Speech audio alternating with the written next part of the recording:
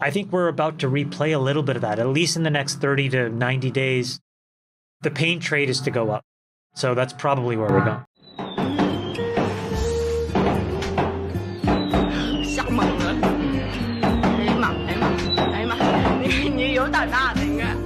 What's going on, guys? K-Dub here with another episode of Crypto Zombie. Welcome back to the channel. Hope you're having an awesome day today. Now, obviously, we have the week fast approaching, and it is going to be one of the biggest weeks for Bitcoin. Now, you can see right here, Bitcoin has been consolidating in this parallel channel. However, if I zoom in right here, you can see that we're starting to push to the downside. Now, currently, we are still, putting in higher highs, but if we do dip below this level right here, which is sitting at around 22,230, then that would put us down in the possibility of now putting in a lower low on this move, right? So I wanted to discuss why next week is going to be probably one of the biggest weeks for Bitcoin. If you were following me over on Twitter, I said next week is going to be very, very interesting. You could see we not only have the potential formation of a death cross on the weekly, but we also have those major resistances intersecting, and that's all going to come to fruition by next week. Also, shout out to the Meg who mentions that we also have hidden bearish divergence on daily as well as MACD negative 130 on daily as well. We never had such a combination with a green weekly candle. I just saw that right now. I did like that comment, but big things we need to pay attention to. So I do kind of have a bit of a short-term warning, and it's not even just that. There's some other players that are pointing out some things right now that we do need to discuss. Now, it's not all negative, right? As we were calling for the potential for the bottom, and we said, hey man, this is getting way oversold. The RSI is crazy low. All these indicators are firing. We knew we were due for a massive move. And from bottom to top, you can see right here, we did have from bottom all the way to the top about a 55 to 56% move, depending on where you're looking. Now, the reality of the situation is despite this amazing move from the bottom, Bitcoin is still currently down about 67%, right? So we are still quite far off of the all-time highs. Now, this does not mean that we are, going to just go down to these lower levels. It's possible. It does still show that we are in a bearish trend, though. We are still technically in that bear market trend. We're having this bull market rally, but there's a few more things that we need to see in order to get that confirmation. Now, billionaire Chamath Palihapitiya, you might know who he is. He's actually quite bullish for the next 3 months, which is very interesting because I don't know if you've ever heard that saying, sell in May, go away, February, March, April, May. So could we be in one of those scenarios where the bears are going to be punished for the next 3 months, but then the bulls are going to be punished maybe for another 6 to 9 months leading out, putting in this giant sideways consolidation chop. And that's what we said could potentially have been the max pain. So if all that sounds good to you guys, we're going to go over lots of different stuff today. And I have a video clip for you towards the end of this video. Make sure that you stick around all the way to the end so that you can catch out, check that video out. So let's hop in. If you're not subscribed, you guys know what to do. Let's have a look. So ultimately, we are approaching this very critical level right here. And, there is that possibility that we do go above 25,300. But as I was saying, and somebody was asking me in the comments yesterday, let me know when you think that top might be in. I don't know. Nobody really knows. First of all, you can't time the absolute bottom and you can't time the absolute top. So I'm probably going to get it wrong. So if you're coming to my channel asking me for the exact number, chances are I'm going to get it wrong. I'm going to be off by a little bit, right? But I believe that short term, it is somewhere between 25 and 28, right? Because that's where we have that CME futures gap. Will we get all the way up to this 30,000? It's possible. It's possible, guys. But right now we are hitting that critical level, right? And as I pointed out, we have this potential death cross forming, and we've never, ever seen this in Bitcoin's history. We've never successfully had one. The closest that we came was right back here, and we avoided it because Bitcoin basically pumped 1, 2, 3, 4, 5, 6, 7, 8 straight weeks. What does Bitcoin have going on right now? How many have we pumped? 1, 2, 3, 4, and now we're putting in a red week. So this is not even as strong as it was back then. Something else I wanted to point out is what my buddy CryptoFace had mentioned. If you guys, we've had him on the channel before. He's the creator of the Market Cipher Indicator. Awesome indicator for both beginner and advanced if you guys want to check it out. I use it on occasion too for trading. That's actually where my long and short, if you've ever seen my signals come up, they come from this thing. But he says it was a fun ride up, but the flow of money is certainly bleeding out. Unless Bitcoin has a miracle week this week of inflow, it's sideways and down for at least the next couple weeks or more. And interestingly enough, if you not only, pull out this market cipher indicator, which if you guys are interested, by the way, you can check out the link below. It's not a free indicator. I'm just warning you. So it's not necessary. You don't have to get it. But if you do want to get it, it is a pretty cool indicator. But also this wave edge indicator as well, which is another one I've been looking at. And what's crazy is you can actually see that we've had right here, you see all of these red triangles right here. Basically what that indicates is massive whale selling, right? It finds large volumes of sell orders, and you could see that the whales have been selling. And it's really crazy if you look at this. I mean, this is really, really weird. Like, look at what they're doing. And I'm just saying, this is just kind of strange to me, right? Whale selling, let a Green Day pump. Whale selling, let the Green Day pump. Whale selling, Green Day. Whale selling, Green Day. Whale selling, right? Now, what is this telling me? Well, what do these big whales do? What does smart money do? Smart money sells into strength, right? So they're selling down and then they're letting the market come back up, and then they're selling down and then they're letting the market come back up, right? So short term, this is kind of showing me that people are taking profits at these levels, right? This isn't my opinion. This is what we're seeing on the chart right here. But it doesn't mean that it's over. I mean, for example, right here, there were some whales that were buying, right? And we dumped, right? So, you got to take it with a grain of salt. And also, this was a pretty good call right here. This red, we did come down. So like I said, take it with a grain of salt. I'm just kind of looking at this. I try to keep it simple though. On this channel, I try to look at just the very simple, what most people are looking at, right? You can look at all these different money flow indicator, VWAP, etc. Really, ultimately, people are looking at these key levels. Where did they buy? Where did they break even? Where's the resistance? And, are we above the 200 weekly? No, we're not. We're not above the 200 weekly. The 200 weekly is at $24,830 today, according to the, this is on BitMEX, but they're all within a few $100. So to answer anybody's question, really, in order to, kind of be back in that bull market territory, you really have to have Bitcoin hold above that $24,830 level and really get above this pivot of around $25,300. So I would say, really, to confirm that we are really, really having that bullish momentum, let's just say, make it simple. We have to hold above $25,300 for at least a week. Okay? And if we do that, then I would say that there's a very, very good chance we are continuing up to 28 to 30.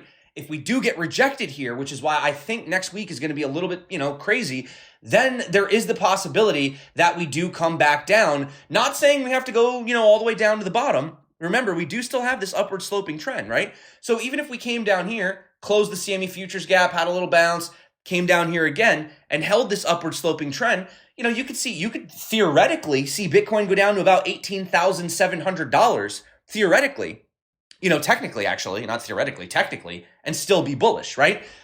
So that's just kind of what we're looking at right now. But I am letting you know that, we are sort of seeing, maybe potentially some buyer exhaustion just on the short term. But do not freak out. Do not think I'm getting bearish. I'm not. Okay, I'm just stating the obvious. By the way, if you guys do want to learn how to trade, make sure you guys watch those tutorials. I know I say that every single day, but the best time to learn to trade is in these sideways, choppy bear markets. I'm telling you, it's going to make you a better trader. When you just long, for a year straight, I mean, yeah, you make money, you buy dips, but you don't learn anything, right? It's like people that buy these meme coins, they go 10x, and then they have no idea how to navigate themselves in these long bear markets, right? So make sure you guys take advantage of those, in the description below.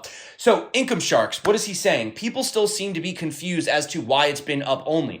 Just remember, the majority of bulls are still holding and not selling. Bears are stuck in cash. Slowly but surely, the bears are caving in and buying. The stubborn ones keep shorting, driving price up farther, right? So there is a silver lining to all of this. But what I'm trying to say is markets do not go straight up.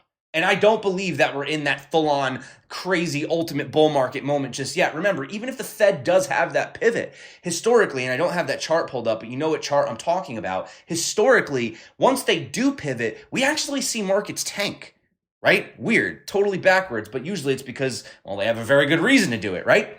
But what we are seeing right here, very interestingly, is we are pushing the weak hands out. I will say that. Even though we are seeing a little bit of whale selling on Wave Edge, we are seeing the fact that the Bitcoin percent supply last active for 2 years is almost at 50% right now, about 49%, which means 50% really hasn't moved. Right? So that's showing that people are holding, they're hodling, they're using it as that potential store of value. They're using it as that digital gold 2.0. And this number you can see right here is, pretty much getting, ultimately to an all-time, or I think it is an all-time high. Yeah, right? That would make it an all-time high. Yeah. So that's crazy. I don't know if this statistic if this takes into account those lost Bitcoin. I'd have to look into that. So maybe that could be skewing the data. But the fact that we have seen it move so aggressively, especially during the selling period, is kind of showing me that, prices are down, hodling is up. I think it's only a matter of time. And that's why short term, I wanted to play this clip. By the way, if you guys are not checking out All In Podcast, definitely check them out. Hopefully you guys let me use this clip with your approval. Please don't demonetize my channel, All In Podcast. I just really like this interview that you guys did. And I wanted to just play this clip of what Chamath was talking about. And, he's kind of talking about calling the Fed's bluff. Powell's probably going to end up, backing out, how the markets are interpreting it, and why he still thinks that we could see, at least minimally, even if we are in a sideways chop, at somewhere between 3 to I think he says 3 months to a few more months on, you'll see, of potential upside. So I just want to play that clip super quick. I watched Powell's speech, and it was really amazing because in December, he was extremely hawkish. And he was basically like, listen, we're going to keep rates higher than you like and longer than you want. And that was pretty clear, and the markets reacted. And then not but 35, 40 days later, he essentially said we have 2 25 basis point hikes left to go, and he's going to try to stick the landing, essentially. And even though the rest of the language in his entire speech and the press conference, if you read it in the absence of his body language, so if you just read the transcript, would seem very hawkish as well. But the reality was he basically capitulated. And then the market essentially said, okay, we're at the end of this thing. And we've talked about this before, but markets tend to bottom 6 to 9 months before it's clear that you could have done this. And so we're a little bit off to the races in the short term. And then when Powell basically said we're mostly done, there's been so much systematic buying right now that nobody's really well positioned. To me, this is very similar and eerily reminiscent of the end of 2018 and beginning of 2019. And if you guys remember, at the end of 2018, October, November, December, the markets just fell. And part of it was Powell's going to raise rates, inflation's getting out of control, et cetera, et cetera. And then we got all this data that said China may be entering a real period of malaise. And Powell capitulated, again, trying to stick the landing. And long story short, he didn't. That was a head fake, and the markets just ripped higher. Then we went into the COVID pandemic and all of that stuff happened. So I think we're about to replay a little bit of that, at least in the next 30 to 90 days. The pain trade is to go up.